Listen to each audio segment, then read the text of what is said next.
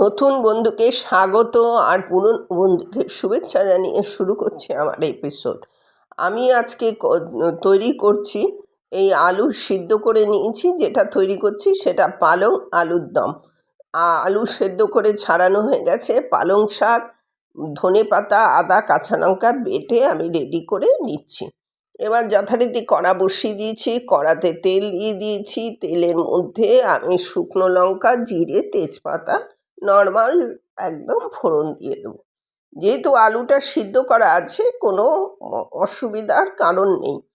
এবার মশলাটা তো আমি বেটে নিয়ে এসেছি। এবার যেহেতু ফোড়নটা আমার একটু হয়ে গেছে, তারপরে টমেটো এডজস্ট করেছি, সেই টমেটোটা টুকরো টুকরো করে আমি দিয়ে দিয়েছি। এবার তার মধ্যে কিছু ড্রাই স্পাইসেস দিয়ে দিলাম, যেমন ধনে, জিরে, লঙ্কা, হলুদ। এগুলো ড্রাই স্পাইসেস দিয়ে দিলাম। ড্রাই স্পাইসেস দেওয়ার পরে আমি একটু জল দিয়ে এটাকে, যাতে কোনো রকম না পুড়ে যায়, ভালো করে এটা হয় সেই রকম একটু জল দিয়ে এটাকে নাড়তে থাকবো। এবার বাই দ্য ওয়ে, আমি নূপুর, আপনারা দেখছেন smile with Nupur and Tania. Please একটু সাবস্ক্রাইব করে দেবেন, বেল আইকনটা টিপতে ভুলবেন না, লাইক শেয়ার করে দেবেন।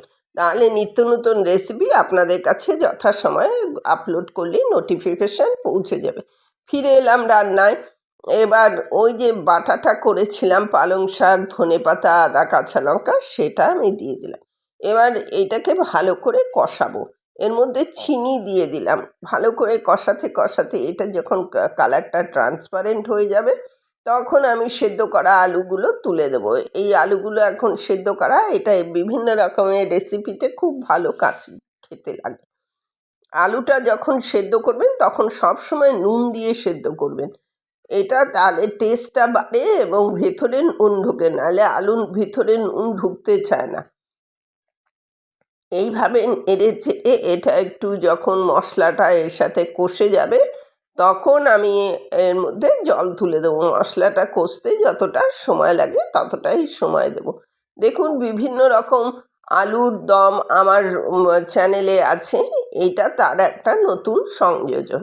এটাও একটা নতুনভাবে করলাম। আপনার এই জিনিসটা আপনি রুটি, লুচি, পরোটা এবং ভাতের সাথেও আপনার প্রয়োজন হলে খেতে পারেন।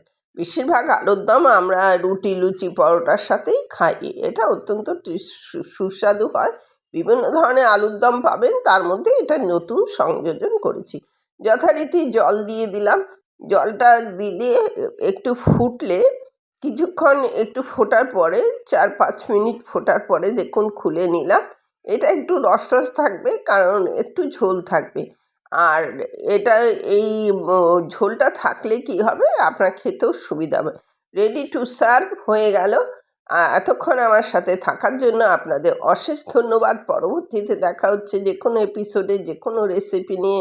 নিত্য নতুন রেসিপি পেতে আমার চ্যানেলটার পাশে থাকুন, তাহলে আপনাদের কাছে যথাসময়ে নোটিফিকেশান পৌঁছে যাবে। আজ তাহলে আসছি, পরবর্তীতে আবার দেখা হচ্ছে।